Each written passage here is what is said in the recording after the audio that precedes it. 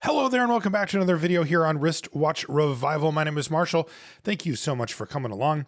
This time on the bench, we have something a little bit different. So normally I would have an old watch that I'd be restoring here, but instead, as you can see, I've got a brand new movement. And that's because I get asked a lot about where do I start with this hobby? If you want to try watch restoration yourself, where do you begin? And that's what this video is going to show you. I'm going to take apart and put back together this movement using only the simplest, most basic tools for the job. And if you're a regular viewer of the channel and you want to see kind of my method for how I take apart and put back together a very simple movement, you get to see that here as well. This is a Seagull ST36 movement. This comes from China and it's based on an ETA movement or even earlier iterations of ETA movements going back years and years. It's a 6497 or a 6498. Now, as far as the tools go, I'm going to use only the basics here. So I'm going to pretend as if I didn't have all these nice watchmaking tools, and I'm going to use the simple stuff to show you that it is possible to disassemble and reassemble a movement like this with simple tools, like a mouse pad. So if you're going to try this along at home, you can grab a mouse pad. This is a basic mid-sized tweezer, and we can use this for all of the things on this movement. We don't need any bigger or smaller ones, although they are nice to have, of course.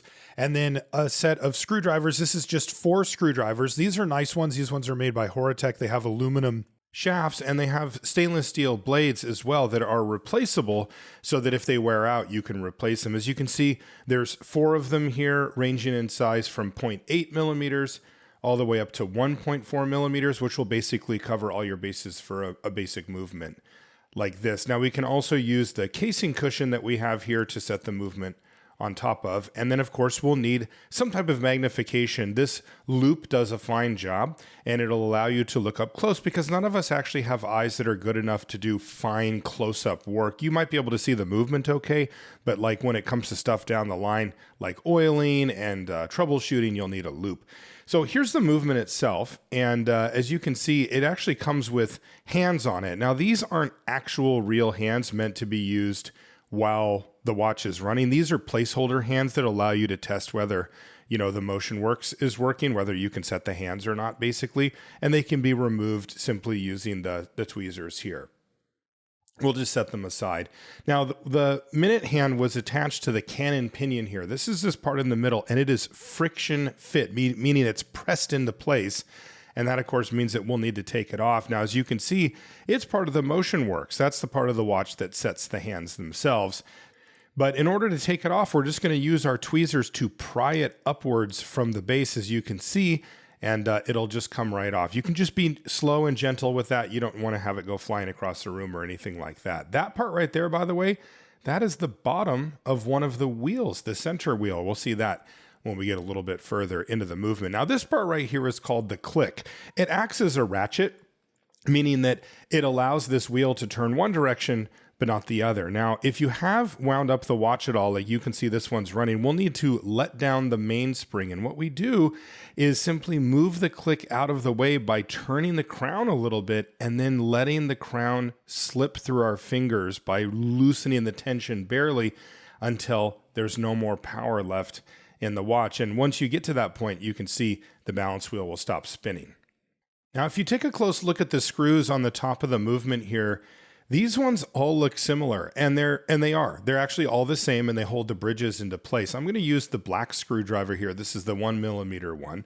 And we're going to start off by removing the balance. And this is called the balance complete. It has a balance bridge, plus the hairspring, plus the balance wheel itself on there. We'll start by removing the screw that holds it down, but we do need to pry it away. And if you look closely, do you see that little slot? That's actually for a screwdriver. So you can gently pry it up until it removes itself from the edge of the bridge, and then you can use your tweezers to take this part out. And again, this is very, very delicate, so be really slow with it.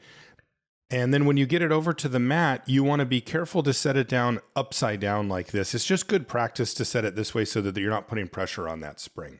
Now I'm going to grab the silver screwdriver, which is actually the biggest one that comes here, and we're going to take off the ratchet wheel, which is that larger of the 2 wheels. So the screw comes out normally, and then you can use either the screwdriver or your tweezers to gently pry up the edge of that wheel and simply put it over on your mouse pad, just like the other parts.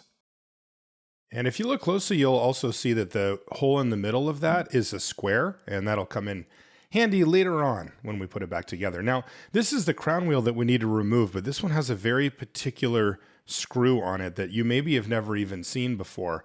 This is a reverse threaded screw, because otherwise, if you look, the act of winding up the watch would actually unwind that screw. So this one actually unwinds righty-tighty. So watch. There you go. Don't forget that, because if you go trying to do it the other way, you'll probably strip the screw head right off.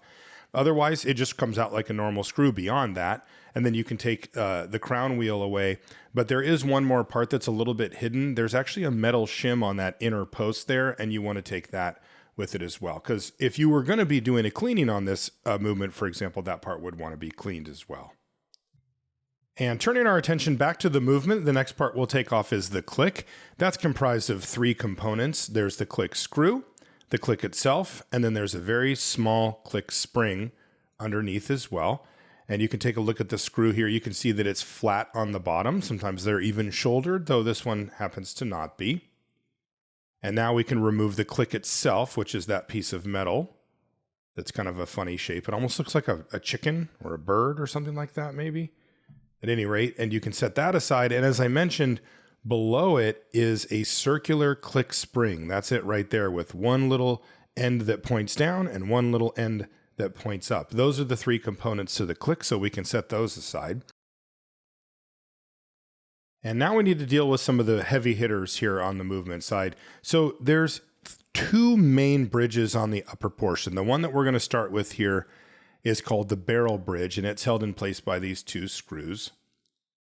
These, again, are the same size screws across the whole top of the movement here. You can take a look at it there. These are blued as well.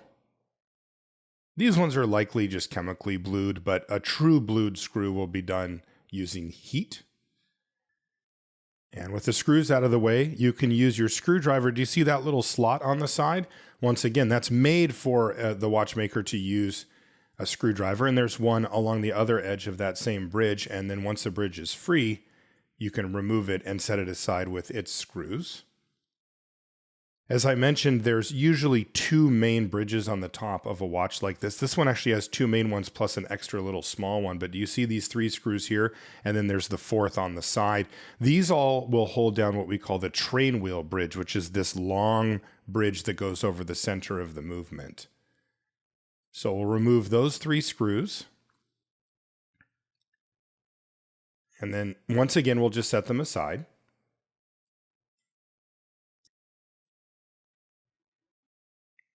And with those out of the way, we can use the screwdriver if needed. In this case, it kind of just came loose on its own. And so I'll just simply remove the train wheel bridge. Now I can set that aside with its screws. And then there's one more little baby bridge. This one goes only over the escape wheel, which is the, silver steel colored wheel out of the train wheels. And once again, I'll use my screwdriver, and there's a little slot down there just to give me a little place to pry it up. And again, this bridge, its only job is to be the upper pivot for the escape wheel. Now we can remove the wheels. This is the center wheel. That's the one that the cannon pinion was on. This is the 4th wheel. This one's the 3rd wheel. And then this one is the escape wheel, the one that gets its own special bridge. And we can set those down once again. Center, 4th, 3rd, and escape wheels. And then we can take out the entire barrel complete. That's the mainspring barrel, and it just comes out as one big part.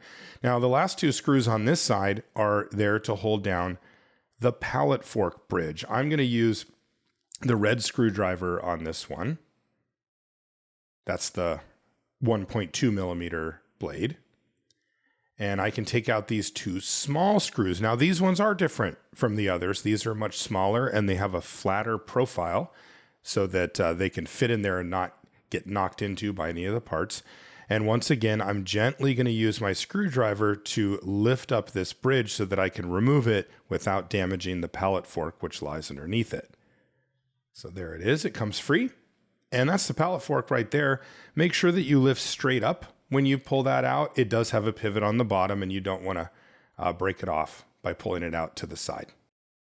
Okay, that's it for that side of the movement. So now we'll flip the whole thing over, and we've got the keyless works to take apart. There's just this one screw in the middle of this big plate. This is called the setting lever spring, that whole part. And there's just a nice flat, small screw that holds it into place. So we'll go ahead and remove that. Now this gets a little bit tricky because, as you can see, it is spring loaded. So you want to make sure that there's no tension there. And as I release the tension, it just came off in this case. So we can set down the setting lever spring here, and now we can take out the motion works. This is the minute wheel, and then there's two intermediate wheels before we return our attention back to the keyless works. We can just set these next to each other as well, just to make sure that we know kind of what they go with. It's just good practice to do that at the beginning so you don't get confused. Now, this is a tough one. This is the yoke spring, and it's very powerful. So what I like to do is take a screwdriver to stabilize it and then use my tweezers to gently remove it as gently as possible so that it hopefully doesn't fly away. You're looking to try to stabilize this as much as you can. And once it's out of the way, though, you can just remove the yoke itself, which is this long arm. It's also called the return bar, and I'll set those aside. That is just one that you want to be patient on and make sure that everything's as stable as possible, because that thing can definitely fly across the room. Now, turning the movement back over, there's one more screw called the setting lever screw, and this one's kind of interesting. It actually goes through the movement to the other side and attaches to another part called the setting lever. So after you remove that screw, you can just pull out the winding crown and stem, and then you'll have two more parts of the keyless works. This is called the sliding clutch and the clutch wheel. And those ones will just come out because nothing's holding them in place. The only thing left is that setting lever that screw screwed into, sitting on the other side of the movement, and we can simply set it aside now. And that's actually it. That's the entire movement disassembled just like that. You can take a look at the parts all laid out here on my mouse pad. And if you're interested in trying this out for yourself, or if you know somebody who might think this is cool, all of this comes in the starter box kit, which is at sutcliffehansen.com. I curated this kit. I picked out all the tools and everything. I'll put a link in the show notes to this exact kit, and you can check it out. We have others. This one comes with the stuff that you see in the video here, including the casing cushion, the loop, the tweezers, the 4X screwdrivers, and even the exact movement that I'm using in this video for practice. So if this looks like something that's cool to you, or maybe a loved one that, would be interested in watch restoration as a hobby, well, you know where to find it. Now, let's get the reassembly going. First, I'm going to use the plastic case to just hold the movement for this initial stage. We'll start off by putting the setting lever screw back into place first, just so we don't forget, since that needs to go on before any of the bridges go in. And it just sets into place with the square part pointed up, by the way, in the center there. Now we can grab the train of wheels, and we'll put these in kind of an interesting order. The first one up is going to be the escape wheel. And we have to make sure that that little pivot on the bottom, the axle, if you will, is in the jewel. So just make sure that that's set, because remember, this one has its own specific little bridge. And what you're trying to do here is line up both the top and the bottom pivot to make sure that that wheel can spin a little bit before you actually tighten the thing down. Another thing you can do is use your tweezers or another screwdriver to gently hold that bridge into place while you tighten it down. Make sure that the wheel can spin freely as well, because again, you can't really be too careful here. Now, the next wheel that's going to go in is this one with the kind of funny part on the top there. And then the fourth wheel, which is this one, will go in next. Now, there's a note here. I'm actually doing this wrong. So you see that one end has a very long pivot on it. That actually needs to get pointed down, which I'll fix in a minute. I didn't want you to copy this if you're going along line for line, because I just didn't realize it right away that I had put it in upside down. But by the way, that shows that even me, I've done this thing 1,000 times. Sometimes I'll still screw something up, and it's okay. You can always go back and fix it. You just have to be careful about putting things together. So the next thing that will go on here is this barrel bridge. You see it goes on over that square opening on the top of the barrel, and then it's held in by two of the large blued screws. And again, you can use your tweezers or another screwdriver to steady the bridge as you tighten things down. And here I've noticed now, okay, this long pivot on the bottom, that actually goes through to the other side of the movement. And if you didn't notice, that's actually what the little tiny seconds hand attaches itself to, is that long pivot. So I'm just going to carefully make sure that that's all the way secured into the jeweled hole that it has at the bottom there, and it looks good there. And now I can do one of the trickier parts. There's a couple of inflection points here, and this is definitely one of them. You need to have all three of those jewels lined up at the same time. Now, I got pretty lucky here, to be honest, but they all kind of fell into place. It doesn't always happen like that, though I will say this movement's pretty good at producing that result. If they're out of alignment on the top or the bottom, you'll need to take that bridge off and make sure that they're secured and in the right place, and then put the bridge back on again. And once it's ready, you can just tighten down the screws. Now we can move our attention to the click, which is again the click spring, the click itself, and the click screw. You'll put the click spring in with the little downward facing part at the back so that it engages properly. And then you can see how the click goes on here, where it's being pushed by the upward part of that little circular spring. And then after that, you can put the click screw on as well. With these type of screws, you want to be pretty gentle. It's not necessary to over tighten these. So you should lean on the side of a little less versus a little more. Take a look at that square opening that I mentioned before. This is called the ratchet wheel. And that square opening goes over that top part that stuck out of the mainspring barrel, and you need to seat it in there. And as you can see, I haven't quite gotten it seated, so I'm going to use my tweezers and a screwdriver there. Now it's seated properly, and we can introduce this large screw to the top. This is going to have the same idea as the other. By the way, you don't need to overdo this, but you'll notice when you get it to the point that it's going to start being tight, it'll actually just turn the whole barrel, and you can use your finger or a screwdriver to help hold it in place. It should be clicking as well up against the click. And once that's done, then you're on to the next part. The next part is going to be what we call the crown wheel. Don't forget that little metal shim that goes in between that post and the wheel. Then you can put the wheel into place. And what are you going to remember here? That's right. This is a reverse threaded screw. You are going to turn this to the left to tighten it down. Yes, it feels a little bit weird, but it is necessary for this part. Another one that you don't need to overdo when it comes to the tightening. Okay, now that we've got that in place, we can flip the movement over and install the cannon pinion. Now putting it on is similar to taking it off. It's just a good firm push.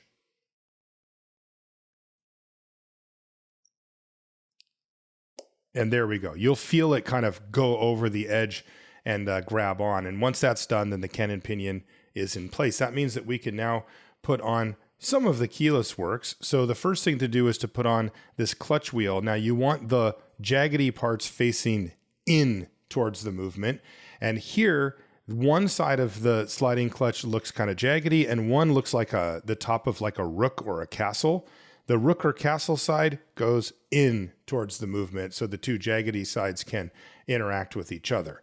Then you can gently take the crown and stem and get it inserted and just leave it for there. Now, the next thing you're going to do is this setting lever, and the setting lever has a threaded hole in it that the setting lever screw, remember that first one that we put on originally, needs to thread into. Now, the best way to do this is to set it up against it like this, grab your yellow or the smallest screwdriver in your set, place your finger over the whole entire thing and keep it there, flip the movement over, and now kind of go back and forth with that screw, and you'll feel it kind of try to grab onto the bottom side. Once it does, then you'll know you can screw it in all the way. And as you can see now, the setting lever is firmly in place, and that's what you want it to look like. That is a tricky operation. Next are these two intermediate wheels. You can see that they go on these two posts that are right next to the part that we were just working on. And then we can grab the minute wheel, which simply sits next to the cannon pinion as well. Now, you know what's coming.